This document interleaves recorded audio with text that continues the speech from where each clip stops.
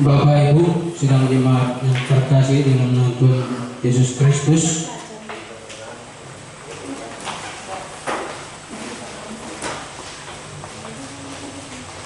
sebentar lagi kita akan mulai ibadah kita.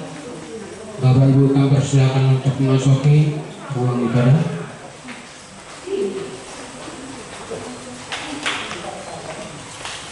Sebelum kita memulai ibadah kita, kami akan membacakan berita jemaat untuk kita semua, yaitu ibadah minggu bentuk keempat 23 Agustus 2020, yaitu petugas ibadah minggu 23 Agustus 2020.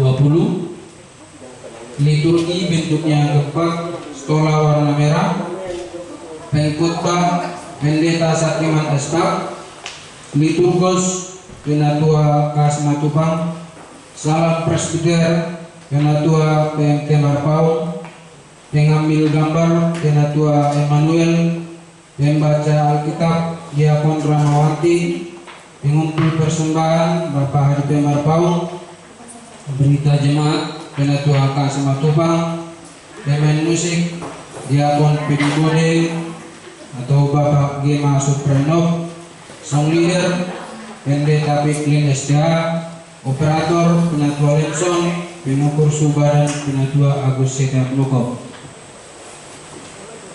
Untuk petugas ibadah minggu 30 Agustus 2020, liturgi bentuk kelima, stola warna merah, pengkhotbah Pendeta Satriman Estaf, liturgos Diakon R. Nainggolan, salam presbiter Penatua Lemson, pengambil gambar Bapak Gema Suprenov, pembaca Alkitab Diakon Marjeli, pengumpul persembahan Diakon Ramawanti, berita jemaat Diakon R. Nainggolan, pemain musik Diakon Pedi Bode atau Bapak Gema Suprenov, song leader Diakon Srening Sipurba, operator Penatua Emmanuel, pengukur Subadan Penatua Agus Setiap Loko.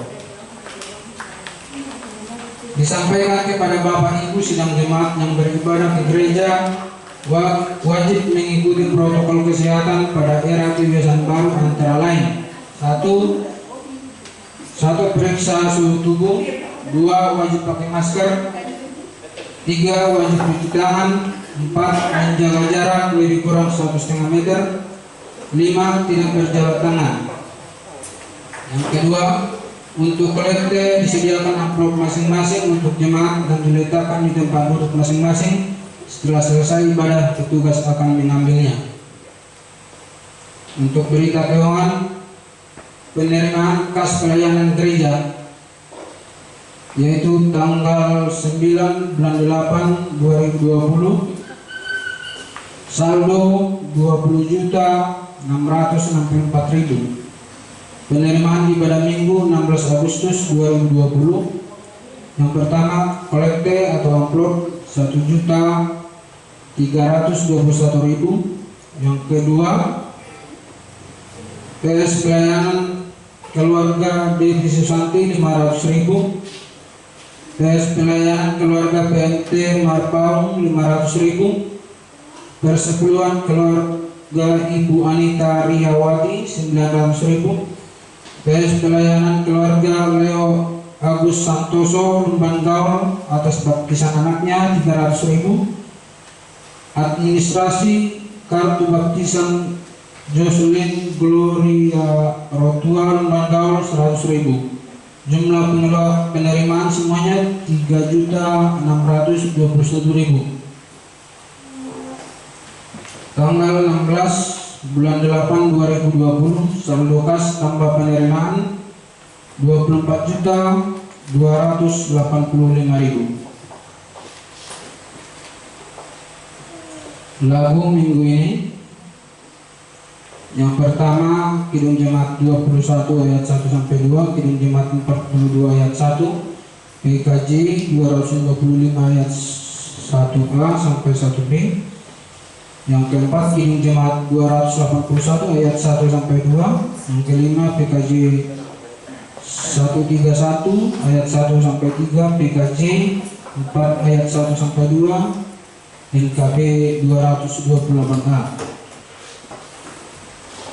Kita saat itu sejenak.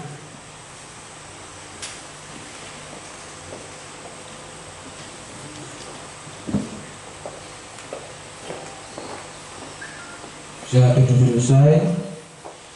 Sebelum kita menerima putung dan salam, kita angkat pujian kita dari Kidung Jemaat 21 ayat yang pertama dan ayat yang kedua. Pada ayat yang kedua, Bapak Ibu kami undang bangkit berdiri untuk menerima putung dan salam.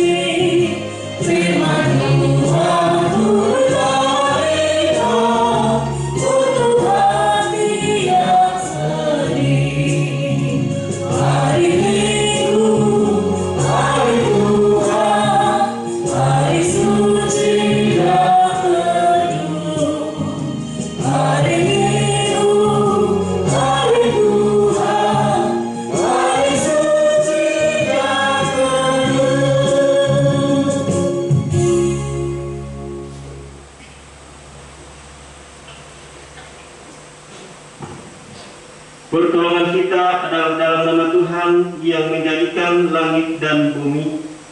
Kasih karunia dan damai sejahtera dari Allah Bapa kita dan dari Tuhan Yesus Kristus menyertai kamu. Amin. Dari pengakuan, kasianilah aku ya Allah menurut kasih setiamu, hapuskanlah pelanggaranku menurut rahmat-Mu yang besar. Bersihkanlah aku seluruhnya dari kesalahanku, dan tahirkanlah aku dari dosaku.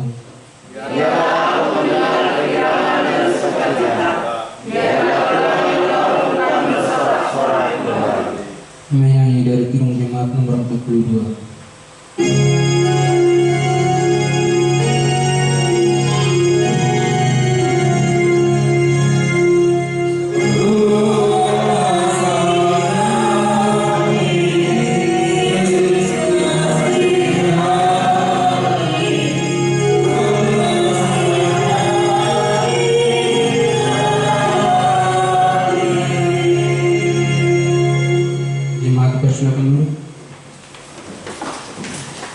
Menyanyi dari PKJ nomor 255.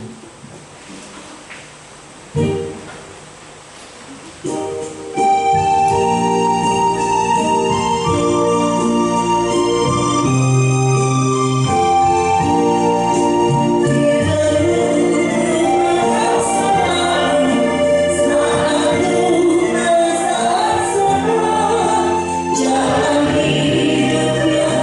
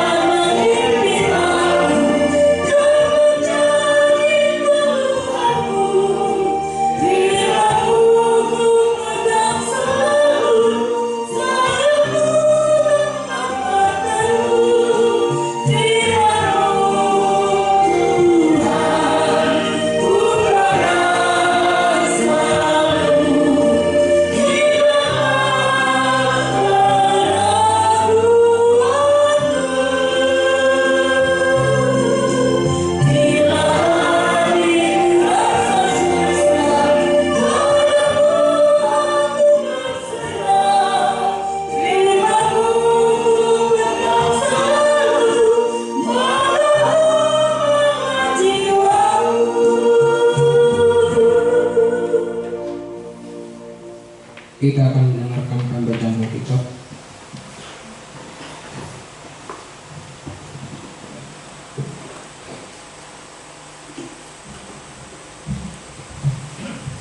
Pembacaan Alkitab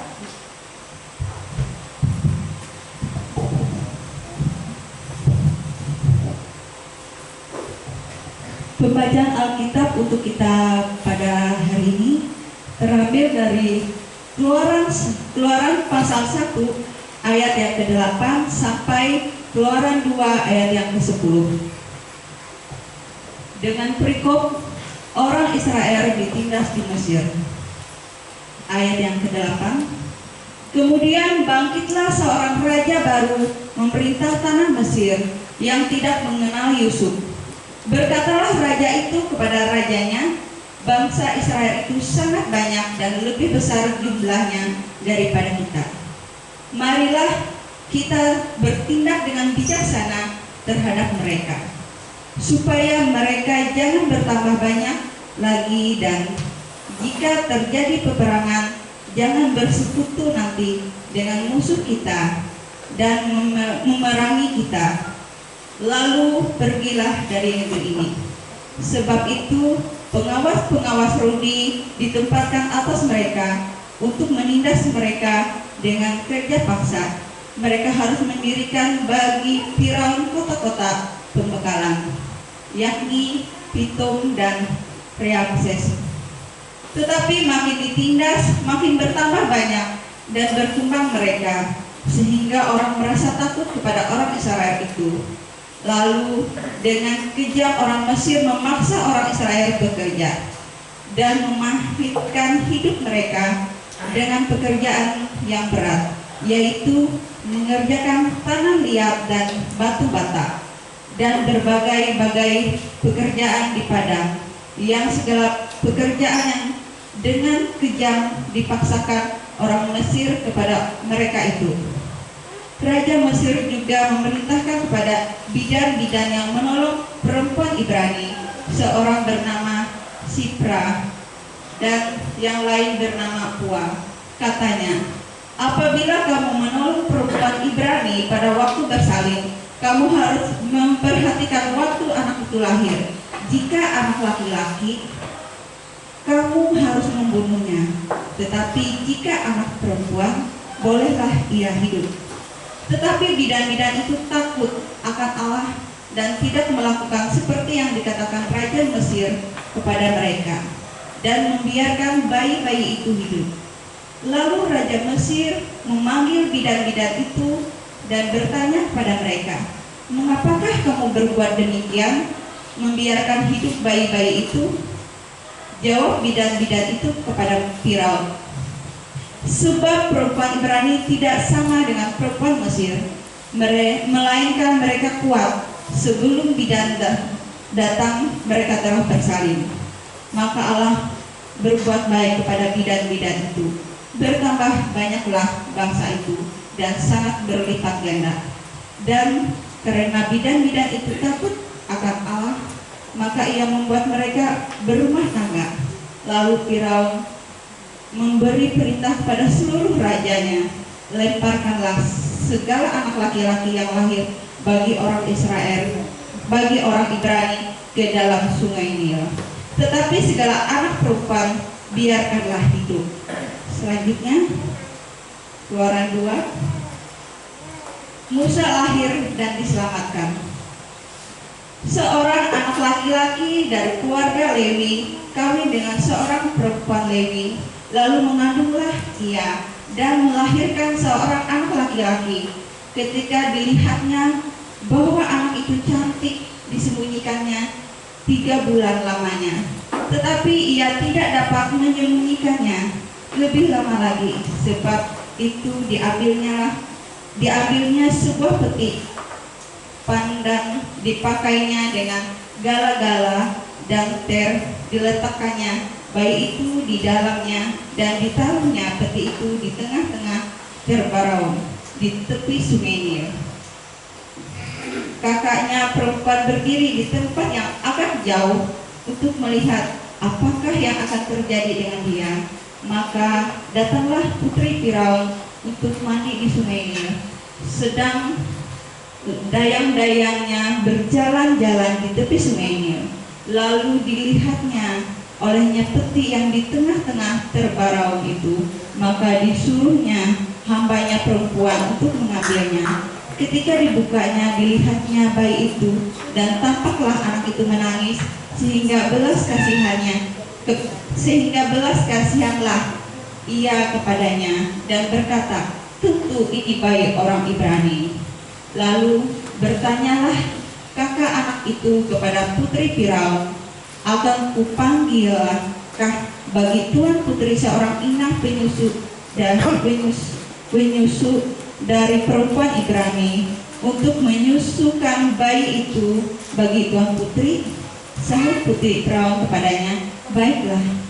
Lalu pergilah gadis itu memanggil ibu bayi itu. Maka berkatalah putri Firaun kepada ibu itu, bawalah bayi ini dan susulah dia bagiku, maka aku akan memberi upah kepadamu. Kemudian perempuan itu mengambil bayi itu dan menyusuinya. Ketika anak itu telah besar, dibawalah kepada putri Firaun yang mengangkatnya menjadi anaknya dan menamainya Musa, sebab katanya, karena aku telah menariknya dari air. Respon Jum'at. Firman itu adalah bagi kami dan terang bagi jalanku. Untuk merespon pembacaan firman Tuhan tadi, kita kembali memuji nama Tuhan dari Kidung Jemaat 281.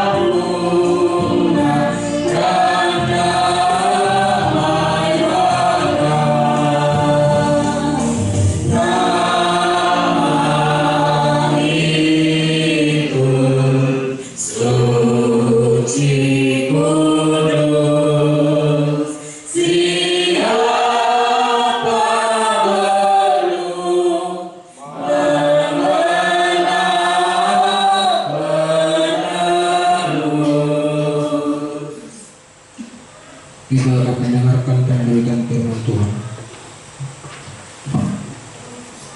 Sidang jemaat yang terkasih di dalam nama Yesus Kristus, mari kita mempersiapkan hati dan pikiran kita untuk memohon kuasa Roh Kudus membimbing kita untuk kita membaca dan merenungkan dan menghayati kebenaran firman Tuhan ini. Mari kita berdoa. Bapa di surga, pada kesempatan yang berbahagia ini kami bersyukur karena kami boleh mengenal Tuhan secara pribadi dalam kehidupan kami, karena Tuhan yang memperkenalkannya di dalam hidup kami, sehingga kami bersyukur Tuhan Engkau tetapkan untuk menjadi umat-Mu, menjadi pilihan-Mu, menjadi anak-Mu, untuk menjadi terang, menjadi berkat bagi setiap orang di sekitar dan sekeliling kami, dan bahkan di mana kami berada. Dan bahkan pada saat ini, di saat hamba-Mu mau menyampaikan kebenaran firman-Mu Tuhan, biarlah seturut dengan kehendak dan pemikiran-Mu, sehingga apa yang keluar dari bibir mulut hamba-Mu benar-benar berasal daripada firman Tuhan, berasal daripada kuasa Tuhan yang telah mengurapi, yang telah memimpin menuntun kami untuk kami dapat menyampaikannya. Seluruh sidang jemaat Tuhan diberkati, baik yang ada di rumah dan bahkan yang ada di tempat ini. Kiranya firman Tuhan ini menjadi berkat di dalam kehidupan kami. Kami sambut kebenaran firman-Mu, dalam nama Yesus kami berdoa. Amin. Sidang jemaat yang terkasih dalam nama Yesus Kristus, mari kita membuka firman Tuhan yang terdapat di dalam Injil Matius pasal 16 ayat 13 sampai ayatnya yang ke-20. Judul berikut di atas, pengakuan Petrus. Saya akan membacakan firman Tuhan ini buat kita semua. Demikian firman Tuhan. Setelah Yesus tiba di daerah Kaisaria Filipi, Dia bertanya kepada murid-muridnya, kata orang, siapakah anak manusia itu? Jawab mereka, ada yang mengatakan Yohanes Pembaptis, ada juga yang mengatakan Elia, dan ada pula yang mengatakan Yeremia atau salah seorang dari para nabi. Lalu Yesus bertanya kepada mereka, tetapi apa katamu? Siapakah aku ini? Maka jawab Simon Petrus, engkau adalah Mesias, anak Allah yang hidup. Kata Yesus kepadanya, berbahagialah engkau Simon bin Yunus, sebab bukan manusia yang menyatakan itu kepadamu, melainkan Bapa-Ku yang di surga. Dan aku akan berkata kepadamu, engkau adalah Petrus, dan di atas batu karang ini aku akan mendirikan jemaat-Ku, dan alam maut tidak akan menguasainya. Kepadamu akan kuberikan kunci kerajaan surga. Apa yang kau ikat di dunia ini akan terikat di surga, dan apa yang kau lepaskan di dunia ini akan terlepas di surga. Lalu Yesus melarang murid-muridnya supaya jangan memberitakan kepada siapapun bahwa ia Mesias. Demikian kebenaran firman Tuhan. Saya akan memberikan tema pada hari ini. Kalau tema itu berakar dalam kebenaran dan firman Allah. Saya memberikan tema kecil, mengenal Tuhan secara pribadi. Pengenalan Tuhan itu sangat penting di dalam kehidupan kita, karena setelah kita percaya kepada Tuhan, dibaptis, dan kita menerima Yesus Kristus sebagai Tuhan dan Juru Selamat secara pribadi, oleh karena itu kita perlu mengenal Tuhan yang jelas. Jadi bukan remang-remang. Ketika orang bertanya kepada kita sesuai dengan firman Tuhan, kalau orang bertanya siapa sebenarnya Tuhan Yesus Kristus itu, tentu kita harus menjawab, Tuhan Yesus Kristus itu adalah Tuhan yang hidup, anak Allah yang hidup. Artinya,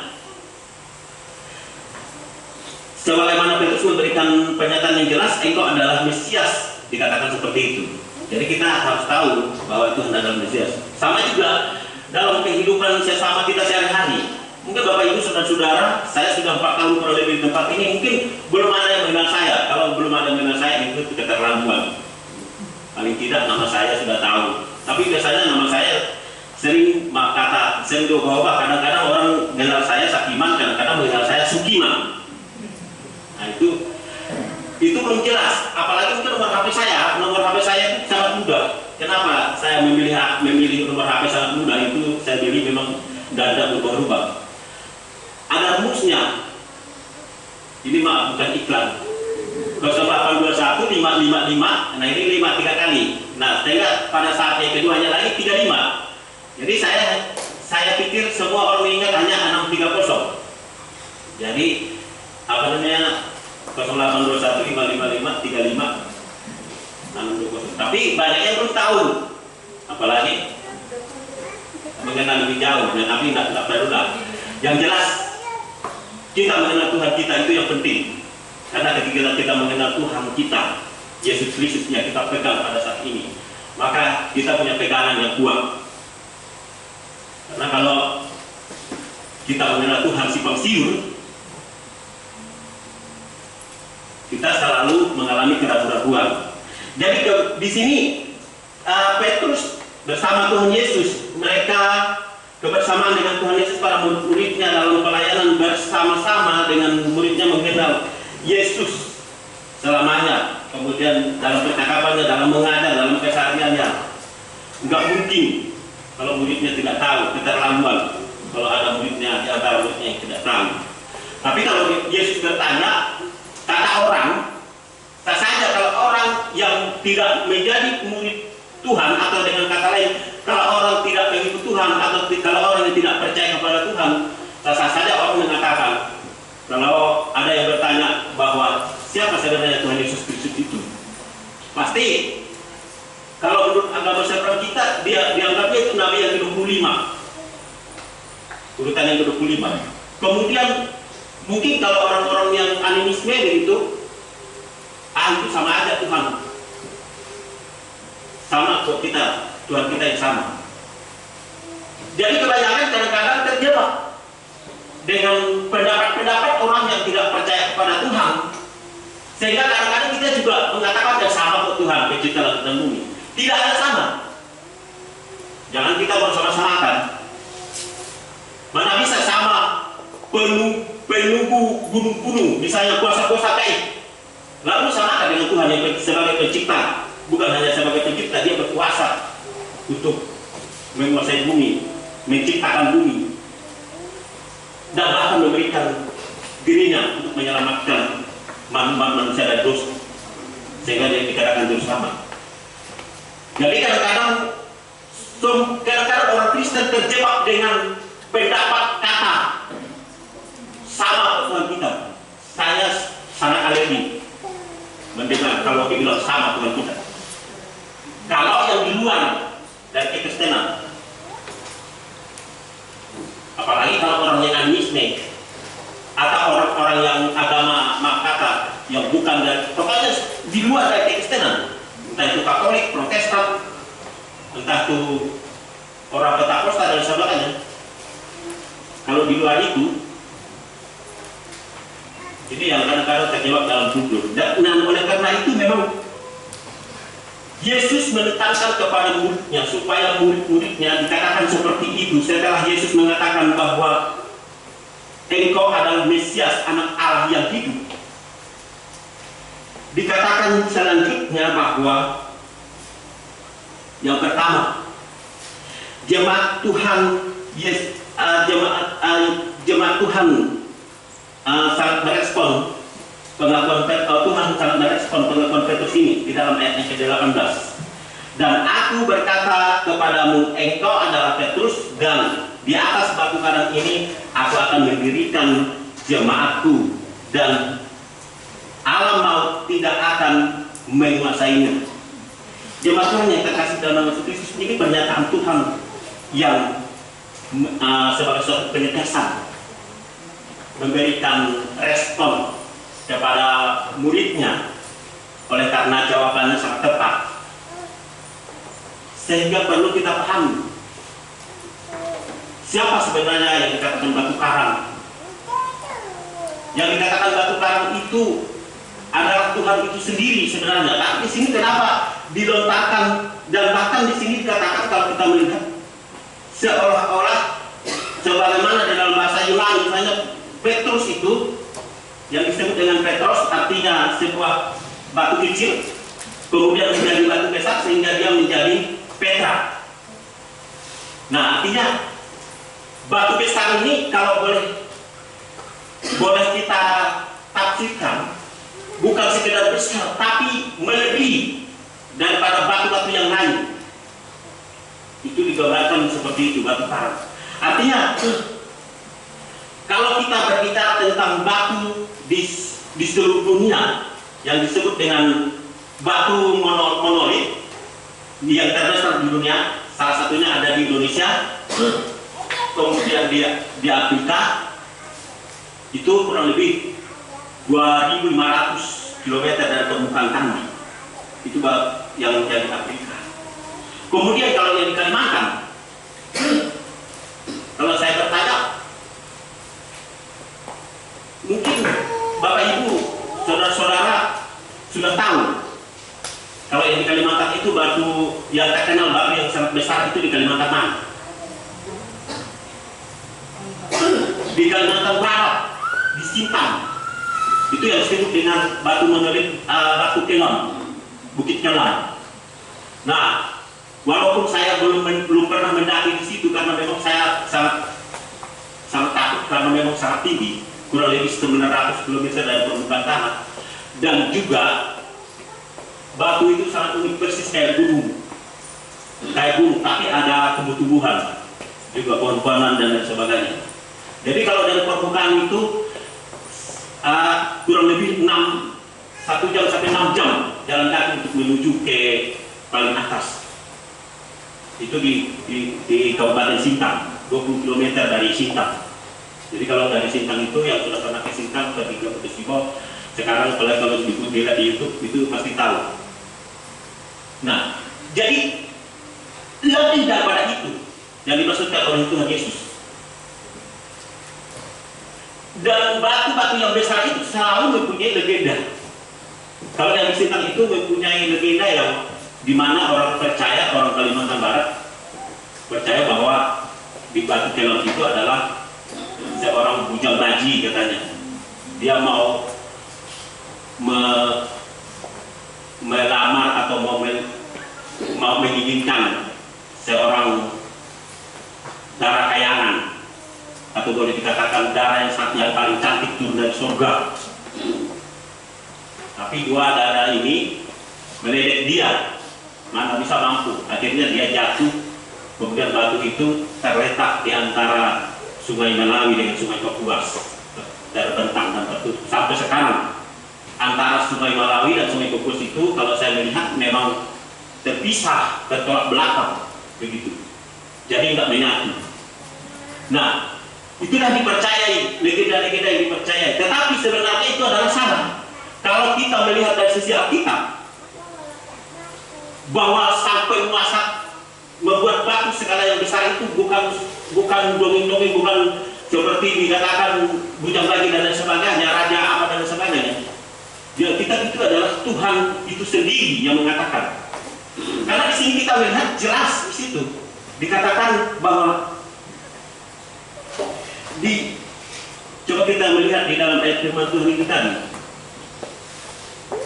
Di dalam ayat yang keberapa di situ dikatakan yang ini. Nah, di atas batu karang.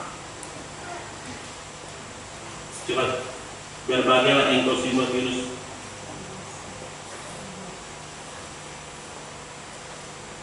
Coba terus lagi. Nah.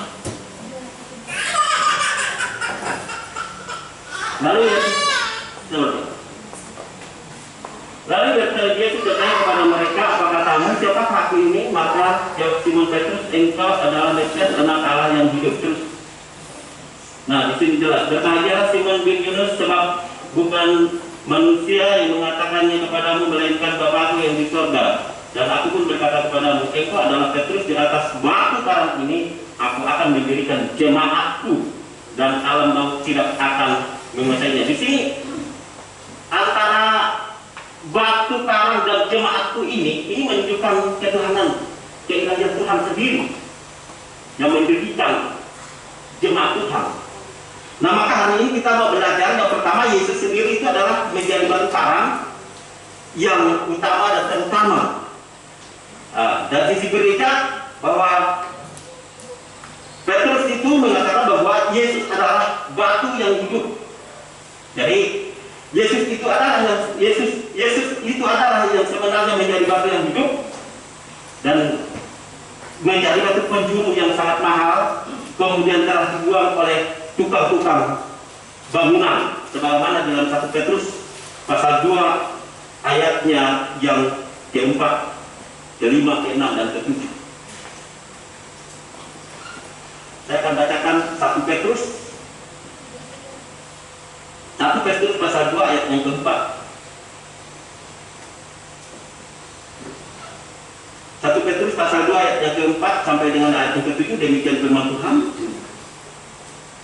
Dan datang kepadanya batu yang hidup itu, dan memang dibuang oleh manusia, tetapi yang dipilih dan dihormat di hadirat Allah, dan biarlah kamu juga dipergunakan sebagai batu itu untuk bangunan suatu rumah rohani bagi sesuatu imamat kudus, untuk mempersembahkan persembahan rohani yang karena Yesus Kristus berkenan kepadanya.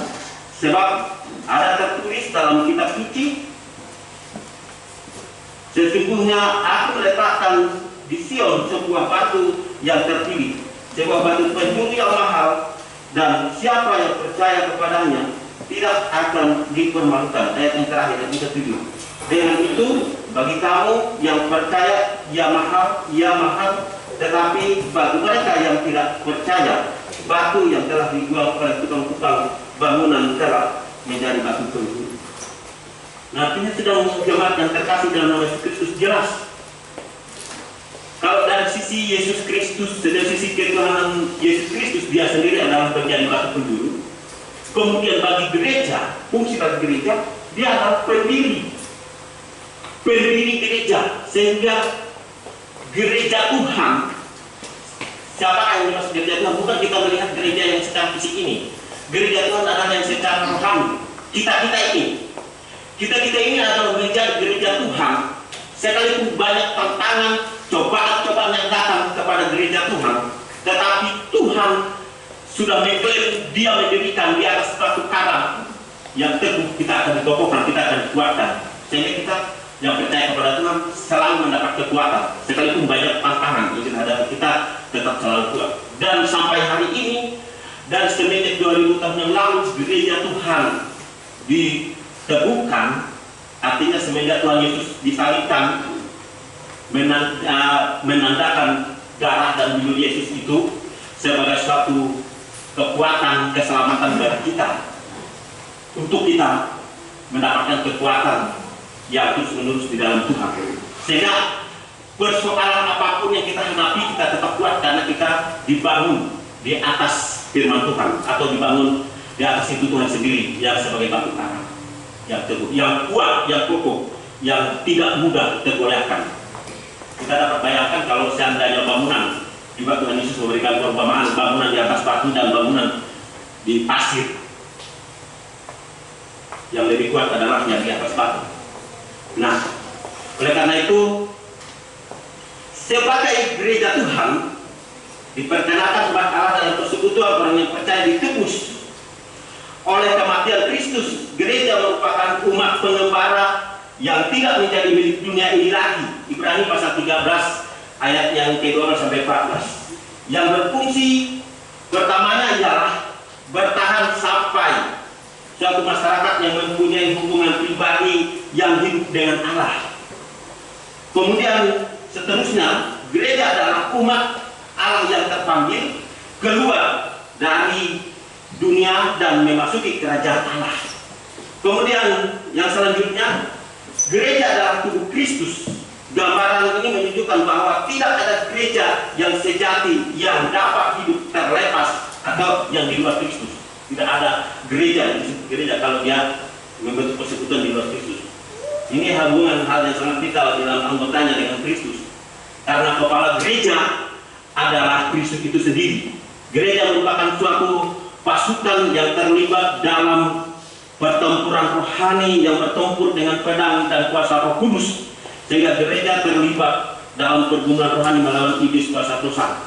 Sehingga dalam kuasa Roh Kudus, gereja Tuhan kita ini sendiri yang dipercayakan oleh Tuhan untuk berperan secara rohani memerangi kuasa kegelapan yang selalu menghina-hina kita, ingin menjebakkan kita, ingin menjatuhkan kita, kuasa iblis tentunya, kita tidak akan goyah. Tapi kalau kita percaya sepenuhnya dengan kuasa Tuhan, kalau kita ragu-ragu, ya udah tahu siapa yang akan membela kita. Nah, gereja itu juga merupakan sokong guru yang menjadi sumber kebenaran dalam 1 Timotius pasal 3 ayat 15. Ini mendukung kebenaran sebagaimana hanya dalam suatu landasan dalam penopang pembangunan. Jadi kita ini kalau sudah dibangun di dalam Tuhan, di dalam kasih Tuhan, secara pribadi tentunya kita sudah mengenal Tuhan, sudah menerima Tuhan secara pribadi, kita tentunya sudah dibangun. Yang menopang kita adalah Tuhan. Di saat kita mau jatuh, di saat kita mau tergeletak, di saat kita mau miring-miring perjalanan kita, kalau kita berserah kepada Tuhan, maka Tuhan akan meninggalkan kita kembali dan Tuhan membuat kita kokoh kembali. Pertanyaannya, bagaimana dengan keluarga Kristen? Banyak keluarga Kristen yang sudah diteguhkan, diberkati secara gereja, tapi banyak cerai-berai.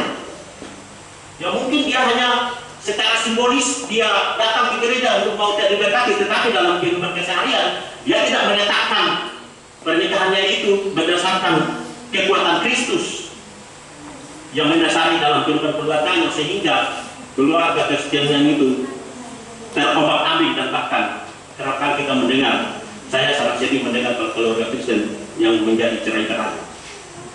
Karena bukan main, Tuhan luar biasa punya rancangan yang indah, dari timur ke barat, utara ke selatan bisa dipersatukan. Coba, sehingga menjadi satu. Lalu tiba-tiba setelah menghadapi godaan, berbagai macam godaan, dengan secepatnya kita mengatakan bahwa kita ingin cerai. Kecuali maut yang betul-betul sudah memisahkan kita. Artinya di antara salah satu sudah meninggal, itu baru yang membuat apa kita. Tapi tetap kita harus setia. Artinya kesetiaan kita di dalam Tuhan tetap setia. Nah, ini yang menjadi satu pergumulan dalam keluarga Kekristenan. Seolah-olah Kristus itu tidak kuat untuk menopang keluarga. Padahal Kristus itu menjadi batu karang yang teguh, yang memberikan kekuatan penopang dalam keluarga. Harusnya dalam keadaan bagaimanapun keluarga menghadapi tantangan, persoalan hidup dan lain sebagainya, itu harus andalkan Tuhan. Datang kepada Tuhan, jangan mengeraskan hati. Biasanya orang kalau sudah cerai-berai itu dia tak mengenal Tuhan lagi, mau semua masing-masing antara suami istri berkeras. Jadi kalau menurut saya, kalau cerai-berai bukan salah istri, bukan salah suami, sama-sama saja. Karena sama-sama sudah tidak mau lagi berserah kepada Tuhan. Harusnya masing-masing kita berposisi diri sama-sama berserah kepada Tuhan. Jadi kalau kedua komitmen itu diserahkan kepada Tuhan, hidup kita, hidup keluarga kita, maka tidak mungkin kuasa iblis, kuasa kegelapan yang mengintervensi kita, karena kita sudah ditutup bungkus dengan kuasa darah Kristus. Kalau kita sudah ditutup bungkus, diikat dengan rapat-rapat rapi dengan kuasa Tuhan, saya pikir kuasa apapun tidak akan menembus untuk memecah belakang kita. Hanya persoalannya kita akan memberikan peluang kuasa iblis. Nah ini bukan salah Tuhan, bukan salah siapa-siapa, kita sendiri yang salah. Kita memberikan peluang kepada iblis. Artinya kita kadang-kadang terlena dengan suasana dalam berkat Tuhan, suasana kenyamanan. Jadi tidak merasa enak, sepo-sepo dan sesuatu merasa enak. Tiba-tiba ancaman setan datang, kita sudah tidak mampu. Kenapa? Kita nggak lagi mengandalkan Tuhan. Nah, maka kata Petrus, berbahagialah. Dia katakan sama Simon Petrus, berbahagialah kamu. Yang memberikan pengertian kepada kamu itu adalah Tuhan, bukan kamu sendiri. Artinya gini, kita juga seperti ini. Kalau kita masih bertahan sampai hari ini hidup di dalam Tuhan, bukan karena kekuatan kita, tanda kutip, karena Tuhan yang memberikan kemampuan di dalam hidup kita. Jangan coba-coba kita menyalahkan Tuhan kalau kita menghadapi segala sesuatu. Karena Tuhan sudah berjanji kepada kita untuk menjadi benteng kekuatan, batu karang yang teguh untuk menguatkan kepada kita. Terlebih lagi dalam kepercayaan kita. Oleh karena itu tadi saya memberikan tema kecil, mengenal Tuhan secara pribadi itu sangat penting di dalam kehidupan kita. Jangan kita nunggu suami dari kita berdoa, baru kita berdoa. Nunggu istri, ngajak-ngajak suami, baru kita berdoa. Nunggu anak-anak, baru kita berdoa. Seharusnya kita secara pribadi dulu. Kalau kita melihat situasi kondisi yang misalnya panas di dalam keluarga kita secara pribadi dulu datang kepada Tuhan, baru siapa yang kita ajak dalam keluarga kita aja. Kalau belum bisa, bagaimana caranya mengambil waktu yang terbaik, kan begitu. Supaya jangan kita terlena dalam zona kegelapan. Karena biasanya iblis itu memberikan tawaran yang enak-enak di dalam kehidupan kita. Kita diberikan nyaman, kita diberikan senang, kita diberikan bahagia dan sebagainya. Tuhan tahu kuasa iblis bisa juga memberikan kita bahagia. Tapi ingat, kebahagiaannya itu suatu saat dia akan luntur. Kebahagiaan itu akan membuat kita hancur lebur. Nah, oleh karena itu jangan memberikan kesempatan iblis. Dengan kita mengenal Tuhan, dengan kita mengenal Tuhan secara pribadi, maka kita senantiasa semakin kuat, semakin kokoh, semakin teguh di dalam Tuhan, dan semakin kita mengenal Tuhan di dalam kehidupan kita. Di dalam 2 Timotius pasal 3 ayat 16 bahwa dikatakan segala tulisan yang dilakukan oleh Allah bermanfaat untuk mengajar, untuk mendidik, untuk menasihati, untuk menegur kesalahan. Nah, biasanya menegur kesalahan ini kadang-kadang tidak mau. Bagi orang-orang yang menasihkan kepalanya, dia kalau mendengar khotbah sudah beda sedikit aja dan pendeta, wah pendeta itu menyinggung saya. Padahal itu memang firman Tuhan disampaikan, tidak ada yang ibaratnya setting-settingan. Kalau firman Tuhan, saya secara pribadi apa yang dikatakan firman Tuhan itu yang saya sampaikan.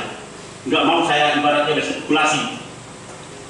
Kan biasa orang berspekulasi bahasa, mengangkat bahasa begini-begini supaya orang itu agak ringan katanya mendengarnya. Nggak ada. Kalau kata firman Tuhan masuk neraka, orang yang tidak percaya Tuhan masuk neraka tetap masuk neraka, kan gitu. Kalau orang yang percaya Tuhan kalau masuk surga tetap masuk surga. Kalau iya dikatakan iya, kalau tidak katakan tidak. Itu firman Tuhan seperti itu. Jadi memang firman Tuhan itu beda bermata dua, bukan hanya para jemaat saja, tetapi pendeta itu saja yang menjadi juga bergumul. Dia mengungkapkan, dia berani mengungkapkan, dia berani mengatakannya, dia juga berani mengambil risiko untuk mengambil keputusan apa yang dikatakannya. Biasanya kadang-kadang integritas ini yang sulit dimiliki oleh pemimpin. Oleh karena itu dia kadang-kadang bertindak tanpa kontrol firman Tuhan, sehingga melenceng dari kebenaran firman Tuhan. Saya sudah menganggap saya sempurna, Bapak Ibu Saudara-saudara, tapi tidak ada yang sempurna. Tapi yang pasti, sepanjang kita mau berkomitmen, mendisiplin diri di dalam Tuhan, untuk kita mau mengenal Tuhan secara pribadi, supaya iman kita tetap kuat, terus-menerus kesempatan itu ada di dalam kehidupan kita. Tidak mungkin tidak ada. Waktu sangat panjang untuk kita datang kepada Tuhan. Persoalannya, maukah kita mengenal Tuhan secara pribadi? Sudahkah kita mengenal Tuhan secara pribadi? Sudahkah kita memberikan kesempatan waktu kita terus-menerus kepada Tuhan, sehingga Tuhan berbicara di dalam kehidupan kita dan terus-menerus menopang dan memberikan kekuatan kepada kita. Berbahagialah kita yang mendengar firman Tuhan. Tuhan Yesus memberkati. Salam. Silakan Pak Bin.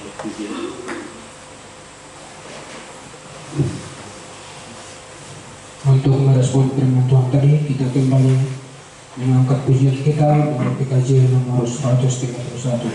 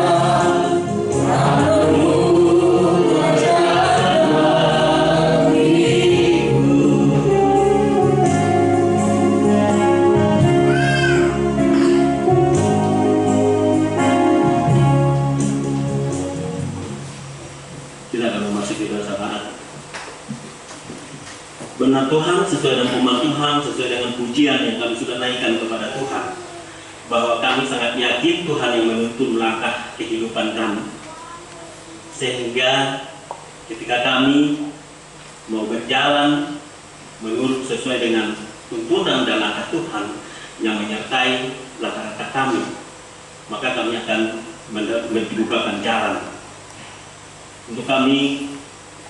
Terlebih-lebih di saat kami buta pemikiran kami, buta mata rohani kami, sehingga kami tidak mengerti kehadiran Tuhan yang telah memperkenalkan dirinya secara pribadi kepada kami, dan bahkan membuat kami tidak mengenal akan Tuhan yang terus-menerus hadir dalam kehidupan kami. Biarlah pada pagi Minggu yang berbahagia ini Tuhan membukakan mata rohani kami, agar mata rohani kami terbuka lebar-lebar dan kami mengenal Tuhan secara pribadi, dan kami semakin kuat dan kokoh iman kami kepada Tuhan dalam menghadapi cobaan tantangan yang terus-menerus di sepanjang kami mengarungi hidup yang Tuhan percayakan ini kepada kami. Biarlah kami percaya Tuhan yang memampukan kami, karena kami yakin dan percaya kami dibangun di atas batu karang yang teguh Tuhan, di atas kebenaran Tuhan, di atas batu yang telah terbuang dari tukang bangunan menjadi bermakna dalam kehidupan kami, karena kami tahu bahwa Yesus Kristus itulah yang menjadi batu penjuru yang sangat besar, yang menjadi penopang dalam kehidupan kami, menjadi kekuatan untuk kami berdiri tegak dalam kami menjalani hidup di tengah-tengah dunia. Walaupun dunia yang seringkali, kerap kali terus-menerus untuk mengusik dan bahkan ingin menggoda kami sehingga membuat kami jatuh, tapi kami percaya bahwa Tuhan Yesus Kristus yang telah mati di atas kayu salib, yang telah tercurah darahku, yang telah tercurah bilur-bilur, dan bahkan tubuhmu yang telah tercabik itu, engkau telah korbankan sebagai suatu batu penjuru di dalam kehidupan kami, sehingga menjadi penopang dan kekuatan benteng di dalam hidup kami. Kami percaya semua jemaat Tuhan yang hadir pada saat ini, mereka menghadapi ujian, cobaan, dan terus-menerus godaan setan kuasa iblis yang menggoda kehidupan mereka. Mungkin pada saat ini kami berdoa, kami menolak dengan kuasa Tuhan yang telah memberikan kunci surgawi, kuasa untuk kami mengusir kuasa kegelapan yang selalu menguasai kehidupan kami, sehingga membuat kami buta di dalam kerohanian. Dan percaya Tuhan sudah membuka pada saat ini, engkau sudah hadir di dalam kehidupan kami, perkenalkan engkau secara pribadi, sehingga kami boleh mengenal engkau, dan kami pulang benar-benar mengenal Tuhan secara pribadi di dalam hidup kami, yang selalu menopang kehidupan kami, yang selalu mengasihi kami, selalu membimbing kami, dan selalu membentengi kehidupan kami, menutup bungkus kami, sehingga kami ditutup bungkus dengan kuat kuasa darah Yesus. Kami akan kuat menjalani hidup di tengah-tengah pandemi COVID-19 ini menumbuhkan semua umat Tuhan dan bahkan jemaat Tuhan di tempat ini yang mengalami keraguan dalam kebimbangan dalam situasi seperti ini. Tetapi kami percaya dengan firman Tuhan yang sudah menutup bungkus kami dengan berkuasa Roh Kudus-Mu, maka semua virus-virus apapun yang akan menghingga di dalam tubuh kami, semua terlewatkan. Karena Tuhan berkuasa atas alam semesta, karena kami percaya Tuhan berkuasa atas udara, Tuhan berkuasa atas segala sesuatu di muka bumi ini, termasuk mematikan virus-virus yang akan menghingga di dalam tubuh kami. Dan bahkan dimanapun kami berada dalam melakukan aktivitas pekerjaan kami masing-masing, terutama jemaat Tuhan yang bekerja di pasar, di kebun, di dalam peternakan, usaha, sebagai pegawai negeri, pegawai swasta, dan bahkan apapun pekerjaan mereka yang berkaitan bersentuhan dengan orang lain, tentunya kami percaya Tuhan terlebih dahulu melestarikan kehidupan kami sebagai pelindung yang sejati di dalam kehidupan kami, sehingga dimanapun jemaat Sintonauli, baik yang ada pada saat ini, yang berada di gereja, dan bahkan yang tidak bersama-sama dengan kami di dalam gereja, kiranya Tuhan tutup bungkus dengan kuasa Roh Kudus. Selamatkan, berikan kesehatan, jauhkan dari segala sakit penyakit, dan bahkan roh kematian di dalam jemaat. Biarlah Tuhan tetap Engkau berikan kehidupan, Engkau berikan kesehatan, dan berkat yang berlimpah serta kesetiaan umatmu berkomitmen di dalam Tuhan. Mulai dari hari ini sampai seterusnya, tetap komitmen, tetap berserah kepada Tuhan, tetap mendisiplin diri, mau datang kepada Tuhan dengan sungguh-sungguh. Terima kasih Tuhan, Engkau berkati semua jemaat Tuhan. Mungkin pada hari ini mereka yang sedang berulang tahun kelahiran, mungkin pada saat ini juga mereka berulang tahun pernikahan, Engkau berkati sepanjang kehidupan mereka. Baik ulang tahun pernikahan, ulang tahun kelahiran, Tuhan Yesus memberkati.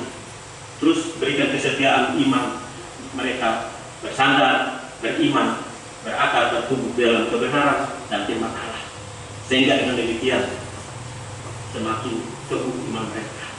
Demikian juga Tuhan, kami melayani Tuhan di tempat ini sebagai pemberita-pemberita firman Tuhan, supaya integritas Tuhan taklukkan dalam misi hati kami, supaya apa yang kami sampaikan benar-benar kami juga mau melakukannya. Dimampukan kami, dikuatkan untuk memberitakan firman Tuhan yang penuh dengan integritas, sehingga tidak sekedar kami yang sebagai pemberita saja, tetapi kami juga menjadi pelaku-pelaku firman Tuhan. Mampukan kami Tuhan, kuatkan kami semua berjalan bersama-sama, penutua dan diakon bersama kami membangun tempat ini. Tuhan Yesus memberkati, sehingga pelayanan-pelayanan yang kami lakukan ini bukan pelayanan-pelayanan seperti manusia yang merupakan rutinitas kebiasaan saja, tetapi merupakan pelayanan yang berasal daripada Tuhan. Setiap perkataan yang kami sampaikan, semua perkataan yang berasal daripada Tuhan.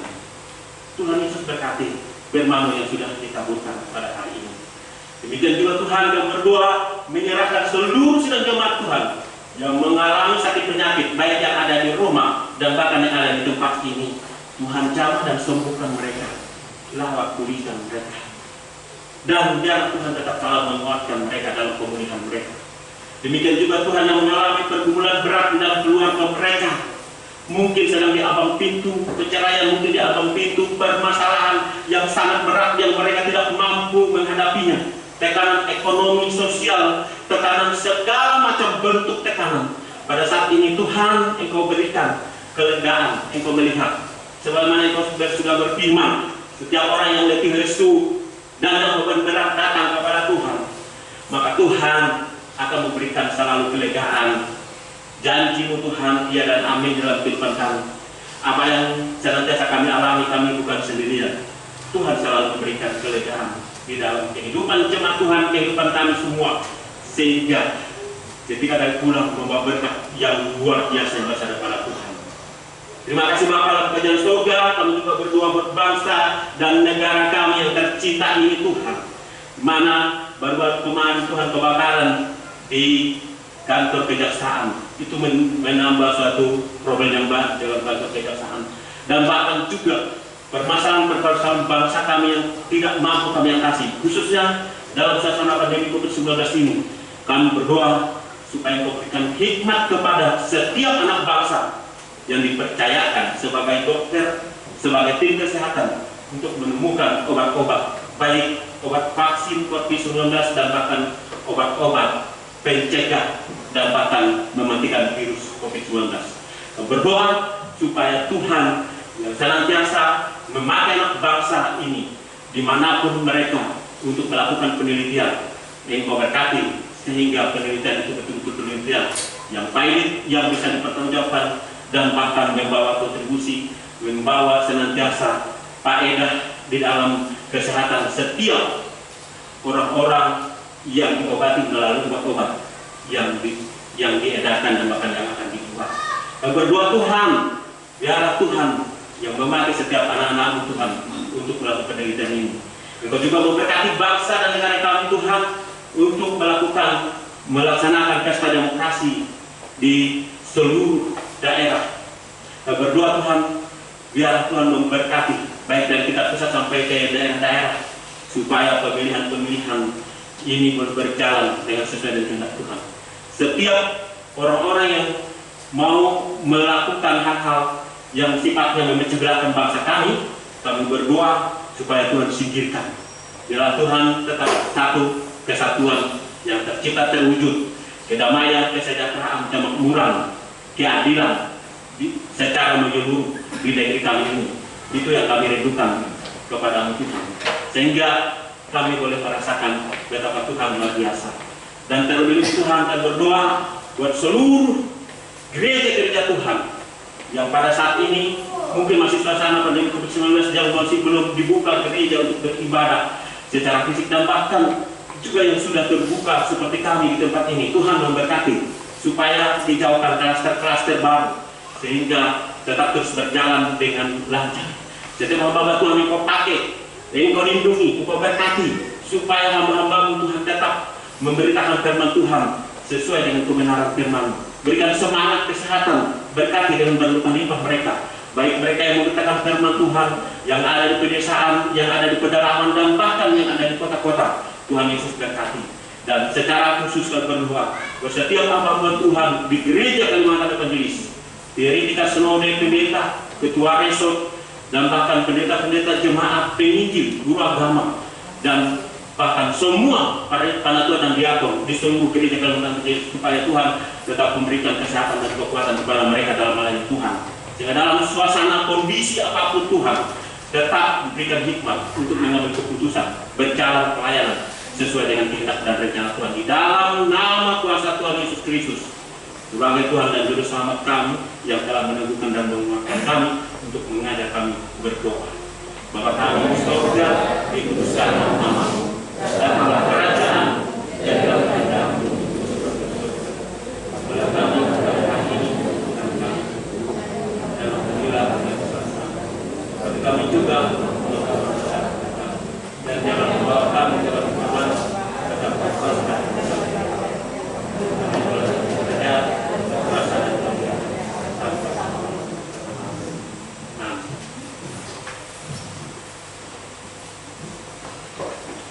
Marilah kita mempersembahkan persembahan syukur kita kepada Tuhan Allah kita.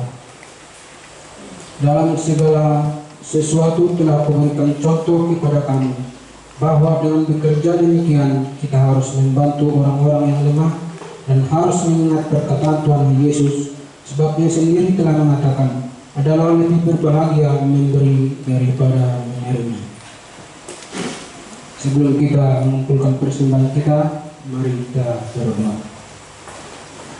Ya Tuhan Allah Bapa kami yang bertata di dalam kerajaan surga, kami mengucap syukur dan terima kasih Tuhan atas kasih-Mu yang begitu besar di dalam kehidupan kami, sehingga kami boleh mengerjakan pekerjaan kami sehari-hari. Hingga pada saat ini Tuhan, kami boleh memuji dan memuliakan nama-Mu. Dan firman-Mu yang telah kami dengarkan melalui hamba-Mu, biarlah firman-Mu berbuah dan berakar di hati kami, dan kami boleh melakukannya di dalam kehidupan kami. Dan kami juga mengucap syukur Tuhan atas berkat-berkat yang telah Tuhan berikan kepada kami melalui usaha dan pekerjaan kami. Saat ini Tuhan, kami mau mempersembahkan sebagian daripada berkat-Mu yang telah kami terima. Kami mau Tuhan berkati agar bisa bergunakan di dalam melayani Tuhan dan melayani sesama kami. Di dalam nama Yesus Kristus kami berdoa. Amin. Untuk mengiringi persembahan kita kembali memuji nama Tuhan dari PKJ nomor 4. Mari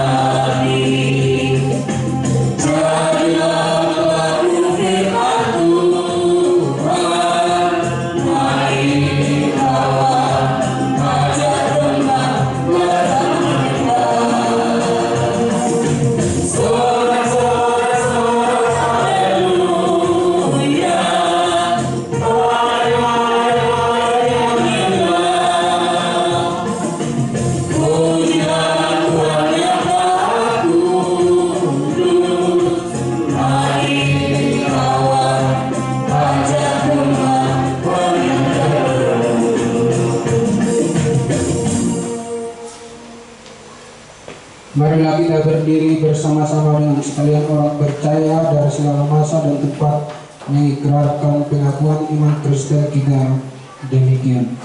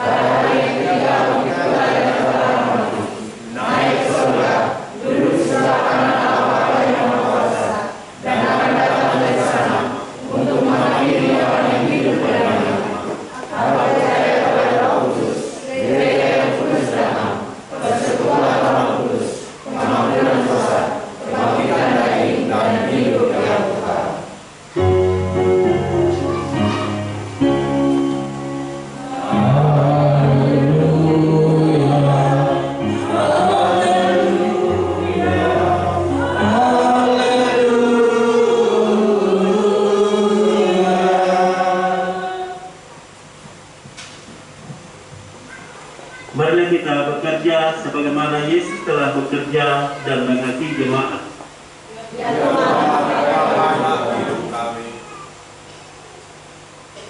Tuhan memberkati engkau dan melindungi engkau. Tuhan menyinari engkau dengan wajahnya dan memberi engkau kasih karunia. Tuhan menghadapkan wajahnya kepadamu dan memberi engkau damai sejahtera. Amin.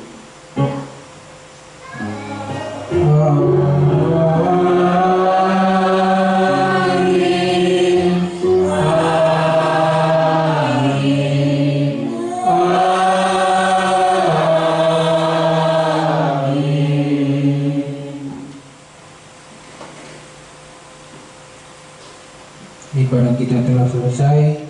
Selamat hari Minggu.